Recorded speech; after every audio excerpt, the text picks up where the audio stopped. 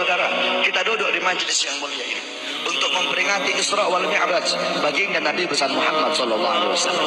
Kita duduk di sini, kita tidak pernah memandang langsung wajahnya Nabi. Kita tidak pernah berjumpa langsung dengan Nabi. Kita tidak pernah duduk bersama-sama dengan Nabi. Untuk apa kita duduk di sini kalau bukan karena iman dan cintanya kita kepada Nabi Muhammad? Padahal kita tidak pernah berjumpa dengan Nabi, bertemu dengan Nabi tidak pernah, duduk bersama Nabi tidak pernah. Tapi kita beriman kepada Nabi Muhammad. Kita cinta kepada Nabi Muhammad. Kita umat yang dirindukan oleh Nabi, umat yang dicintai oleh Nabi. Rasulullah ketika beliau sedang duduk bersama para sahabat, Rasulullah berkata, wahai para sahabat, tahukah kalian golongan-golongan yang soleh? Tahukah kalian golongan-golongan yang mulia? Sahabat berkata, apakah para malaikat ya Rasulullah? Rasul berkata, bagaimana mungkin malaikat tidak mulia sedangkan mereka berada di sisi Allah? Ada lagi yang mulia, apakah para nabi dan rasul? Bagaimana mungkin nabi dan rasul tidak mulia sedangkan Allah menurunkan wahyu untuk mereka? Ada lagi yang mulia, apakah kami ya Rasulullah? Bagaimana mungkin kalian para sahabatku tidak mulia sedangkan aku berada di tengah-tengah kalian? Ada lagi yang mulia. Kata sahabat, Allah dan engkau yang lebih tahu ya Rasul. Rasulullah menundukkan kepala, Nabi Muhammad menundukkan kepala. Dari kedua pelupuk mata beliau mengeluarkan air mata, membasahi pipi beliau sampai ke janggutnya beliau.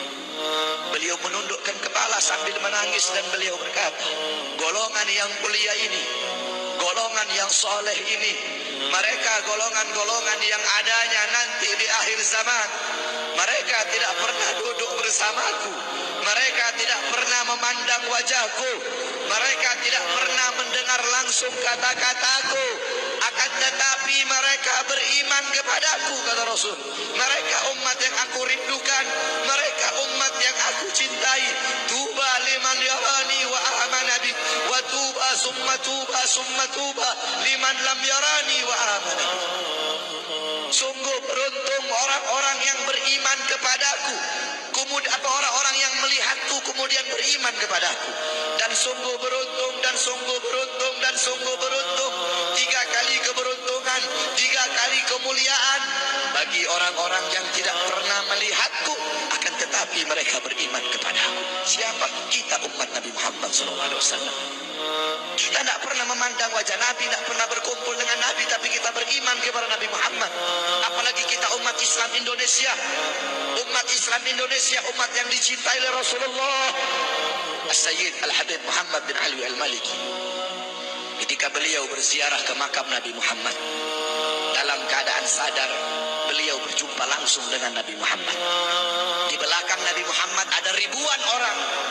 Habib Muhammad pun bertanya, ya Rasulullah, siapa yang ada di belakangmu ini ya Rasulullah? Ribuan orang ini, ribuan golongan ini, siapa ya Rasulullah? Rasulullah berkata, ini mereka yang ada di belakangku. Mereka adalah umat Islam yang aku cintai. Mereka umat Islam yang ada di Indonesia, kata Rasulullah SAW. Kita dicintai oleh Rasul. Kenapa? Coba kita lihat di Indonesia, saudara-saudara. Kalau bulan Maulud, kalau bulan Rabiul Awal, di kampung-kampung, di musola-musola, setiap masjid, setiap langgar, setiap pesantren, setiap RT, setiap RW, pasti bikin maulid Nabi Muhammad. Kalau udah bulan Rajab, setiap pesantren, musola, masjid, kampung, RT, RW, pasti bikin Isra wal Mi'raj baginda Nabi besar Muhammad. Negara-negara yang lain, tempat-tempat yang lain tidak seperti kita, saudara-saudara. Makanya kita menjadi umat yang dicintai oleh Rasul, umat yang dimuliakan oleh Nabi Muhammad, umat yang dirindukan oleh Nabi Muhammad SAW. Allah berkata dalam Al-Quran, laqad ja'akum rasulun min anfusikum azizun alaihi ma'anittum harisun alaikum bil mu'minina raufur rahim. Hei sekalian umat manusia, yang kaya, yang muda, yang tua, yang muda, yang kaya, yang miskin, mulai pejabat sampai rakyat, ulama sampai umat. Hei sekalian umat manusia, laqad ja'akum, telah sampai kepada kalian, telah datang kepada kalian rasulun, utusan Allah, min anfusikum, dari golongan kalian manusia, azizun alaihi ma anittum, sungguh berat baginya penderitaan yang kau alami, sungguh berat baginya kesusahan yang kau alami. Sebelum kalian susah, dia lebih dahulu susah. Sebelum kalian menderita, dia lebih dahulu menderita. Sebelum kalian menangis, dia lebih dahulu menangis. Sebelum kalian berdarah, dia lebih dahulu berdarah. Azizun alaihi ma antum, harisun alaikum, dia menjaga kalian, menjaga akidah kalian, keyakinan kalian, tauhid kalian, syariat kalian, salat kalian, agar kalian tidak menyimpang, agar kalian tidak tersesat, agar kalian tetap berada di jalannya Allah.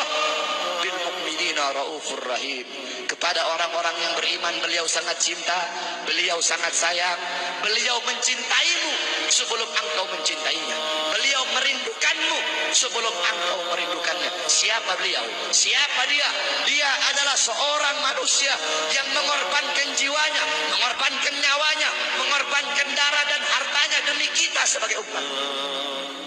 Beliau kepanasan, kedinginan, 3 hari 3 malam makan, mengganjal perutnya dengan sebongkah batu. Perut suci beliau berbunyi. Kelaparan bukan untuk dirinya, kelaparan bukan untuk anak cucunya, kelaparan demi kita sebagai umat. Beliau seorang manusia yang pipinya pernah tertusuk duri sampai tembus ke sebelah demi kita sebagai umat. Beliau seorang manusia yang pernah wajah beliau dilempari kotoran demi kita sebagai umat. Lupakah kalian dengan air mata beliau yang menetes setiap malam demi kalian? Lupakah kalian darah suci beliau yang menetes ketika berada di kota Taif, dilempari batu demi kalian? Ketika beliau pergi ke kota Taif, dahi beliau dilempar batu, darah ke beliau keluar. Ketika darah itu jatuh, ditampung darah beliau, ditampung darahnya. Sahabat berkata, ya Rasul, kenapa kau tampung darahmu ya Rasul? Rasul berkata, andaikan darahku jatuh di atas tanah Taif, penduduk kota Taif akan ditenggelamkan oleh bumi, sedangkan mereka adalah umatku. Luar biasa kasih sayang Nabi kepada kalian. Tetapi kita sebagai umat tidak tahu diri. Kita sebagai umat merusak sunnahnya. Kita sebagai umat melanggar ajarannya. Kita sebagai umat semakin hari semakin jauh darinya, meninggalkan pakaiannya, meninggalkan ajarannya, meninggalkan sunnahnya, meninggalkan kepribadiannya, meninggalkan akhlaknya, meninggalkan Al-Qur'annya. Rasulullah sallallahu alaihi wasallam yang dimana qala Sayyidina Ali karamallahu wajha, inna Rasulullah fi akhir nafsi harragat syafataihi marratain fa'algaitu sam'i fasami'tuhu yaqul ummati ummati faqubida Rasulullah sallallahu alaihi wasallam wa qala law kanat ad-dunya tadumu li wahidin la kana Rasulullah sallallahu alaihi wasallam fiha mukhallada. Dari Sayyidina Ali karamallahu wajha, ketika akhir-akhir detik-detik kematiannya Rasulullah, beliau mendengar, beliau melihat dari bibir Rasulullah bergerak dengan 2 kali gerakan. Beliau mendekatkan telinganya, mendekatkan pendengarannya, dan beliau mendengar Rasulullah berkata, ummati, ummati. Fagubida Rasul, meninggal Rasulullah SAW. Ketika nyawa Rasulullah akan dicabut, Rasulullah berkata kepada Jibril, wahai Jibril, aku belum puas meninggalkan umat, aku tidak mau meninggalkan mereka dalam keadaan belum diberi jaminan oleh Allah. Wahai Jibril, sampaikan kepada Allah, aku tidak minta jaminan untuk diriku, aku tidak minta jaminan untuk keluargaku, aku minta jaminan untuk umatku. Wahai Jibril, sampaikan kepada Allah. Jibril pun pergi kepada Allah. Jibril pun berkata, ya Allah, kekasihmu Muhammad meminta jaminan untuk umatnya. Allah bilang, wahai Jibril, katakan kepada Muhammad, aku tidak akan menghinakan umat Muhammad. Basyirhu fa innahu awwalu nasin kharijum minal ardi idza bu'isu. Kemudian beliau ditarik lagi nyawa beliau. Beliau berkata, ya Khalil Israel, wahai kekasihku Israel, apakah seperti ini rasa sakit ketika dicabut nyawa? Israel berkata, iya ya Rasulullah, seperti inilah rasa sakit ketika dicabut nyawa ya Rasulullah. Ya Allah, biar aku menanggung sakratul maut seluruh umat. Ya Allah, mereka tidak akan kuat, mereka tidak akan sanggup. Aku nabi mereka, aku pemimpin mereka. Biar aku menanggung beban penderitaan sakratul maut mereka ya Allah. Biar aku menanggung sakratul maut umatku ya Allah. Di mana kita sebagai umat? Apa yang telah kita lakukan untuk Nabi Muhammad? Nabi berkorban untuk kita di saat detik-detik terakhir nafasnya, tidak memikirkan rasa sakitnya, tidak memikirkan pedihnya, tidak memikirkan beratnya. Beliau memikirkan nasib kita sebagai umat. Kelak di yaumil qiyamah, ketika para nabi dan para rasul berkata, nafsi, nafsi, nafsi, nafsi, diriku sendiri, jiwaku sendiri, aku urus urusanku sendiri, aku tidak bisa nolong kalian.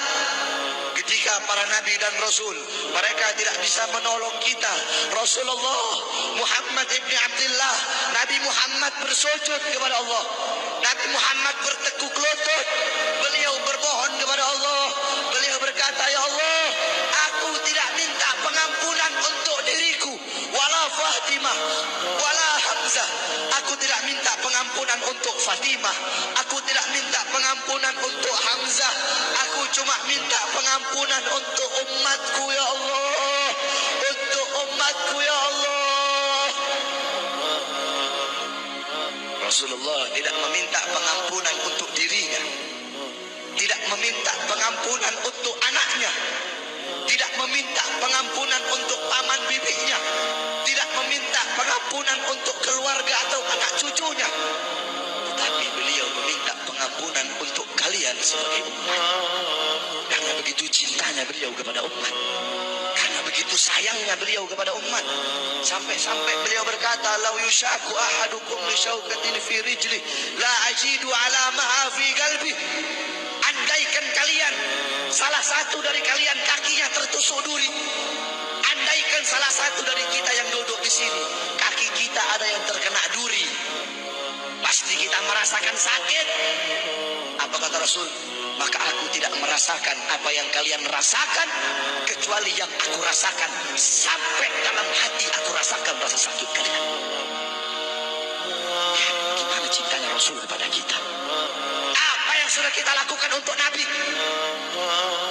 Sudahkah kita mengorbankan kedua mata kita untuk memandang hal-hal yang disukai oleh Nabi? Sudahkah mengorbankan kedua tangan kita memberi makan golongan-golongan yang dicintai oleh Nabi? Mengorbankan lidah kita untuk mendakwahkan, mensuarakan ajaran syiar Nabi? Sudahkah mengorbankan kedua kaki kita melangkah ke tempat-tempat yang diridhoi oleh Nabi? Kita masih belum bisa balas jasa Nabi, dan tidak akan pernah bisa membalas jasa Nabi Muhammad. Jangankan kita duduk di sini berjam-jam, walaupun kita duduk di sini sampai pagi kita duduk, seumur hidup kita duduk di sini, masih belum bisa membalas jasa Nabi Muhammad. Sekalipun kita merangkak, engkau merangkak dari rumahmu menuju makam Nabi, merangkak bukan dengan kaki, merangkak bukan dengan bukan dengan tangan. Walaupun kalian merangkak dengan kedua mata dari rumah kalian menuju makam Nabi, itu masih belum bisa membalas jasa-jasa Nabi Muhammad sallallahu alaihi wasallam. Kita tidak bisa membalas jasa-jasa Nabi Muhammad. Kecintaan kita tidak ada apa-apanya. Apakah kecintaan kita lebih besar daripada kecintaan seorang anak kecil yang ada di zamannya Syekh Abdurrahman Ad-Dibai? Di zaman Syekh Abdurrahman Ad-Dibai, pengarang Maulid Diba, ketika beliau ingin berziarah ke makamnya Rasul, ketika beliau ingin ziarah ke makamnya Nabi, ada satu orang anak kecil ingin ikut berziarah. Maka kata rombongan, "Hai anak kecil, engkau tidak boleh ikut. Ini perjalanan memakan waktu berhari-hari, bisa 4 hari, 5 hari, bahkan sampai 1 minggu. Kau tidak boleh ikut." Pergi anak kecil tersebut. Pergilah rombongan Syekh Abdurrahman Ad-Dibai untuk ziarah ke makamnya Nabi. Tanpa sepengetahuan rombongan, ternyata anak kecil tersebut bergelantungan di bawah kereta kuda Syekh Abdurrahman Ad-Dibai. Anak kecil itu bergelantungan. Dia dia sampai berhari-hari gak makan, gak minum, gak tidur. Hanya apa? Hanya ingin pergi ziarah ke makam Nabi. Saking cintanya kepada Nabi Muhammad. Dia sembunyi-sembunyi bergelantungan di bawah kereta. Gak makan, gak minum, gak tidur berhari-hari. Sampai ketika sampai di Madinah, itu anak kecil jatuh. Itu anak kecil terjatuh. Rombongan bilang, bukan kayaknya anak kecil yang waktu itu mau ikut. Berarti sudah berhari-hari dia di bawah kereta ini. Dia gak makan, dia gak minum, dia gak tidur. Anak kecil itu berlari. Anak kecil itu berlari sampai dia jatuh. Saking bahagianya, dia sudah sampai di Madinah. Dia ambil debu-debu Madinah, pasir Madinah, dia ambil, dia usapin ke mukanya. Saking bahagianya, sampai itu anak mati. Anak kecil tersebut mati membawa kecintaannya kepada Nabi Muhammad. Anak kecil itu mati, gak makan berhari-hari, gak tidur, gak minum, hanya ingin ziarah ke makam Nabi Muhammad. Padahal anak kecil itu tidak pernah memandang Nabi, tidak pernah berkumpul dengan Nabi. Kecintaannya luar biasa kepada Rasulullah. Akhirnya anak itu dimakamkan oleh Syekh Abdul Rahman Ad-Dibai di Madinah. Anak kecil itu dimakamkan di Madinah. Nah, setiap tahun Syekh Abdul Rahman Ad-Dibai ziarah ke makamnya Nabi, pasti ziarah ke makam itu anak kecil. Yang anehnya, setiap Syekh Abdul Rahman Ad-Dibai ziarah, makam anak kecil tersebut, kubur anak kecil tersebut bergeser dengan sendirinya mendekati makam Nabi Muhammad SAW. Sampai sekarang makam anak kecil itu ada di samping Masjid Nabawi. Saking cintanya anak kecil tersebut kepada Rasulullah SAW. Kecintaannya kita nggak ada apa-apanya. Kita tiap hari maksiat, tiap hari berbuat dosa, melakukan hal-hal mungkarat, dhalalat, sayyiat. Takutlah kita kepada Allah. Kembalilah ke ajaran Nabi Muhammad. Jadikan beliau sebagai teladanmu, jadikan beliau sebagai pedomanmu. Hidupkan rumah tanggamu dengan ajaran beliau. Hidupkan kampungmu dengan ajaran dan sunnah beliau. Jadikan rumah tanggamu rumah tangga Sayyidina Muhammad, kampungmu kampung Sayyidina Muhammad, desamu desa Sayyidina Muhammad, kotamu kota Sayyidina Muhammad sallallahu alaihi wasallam.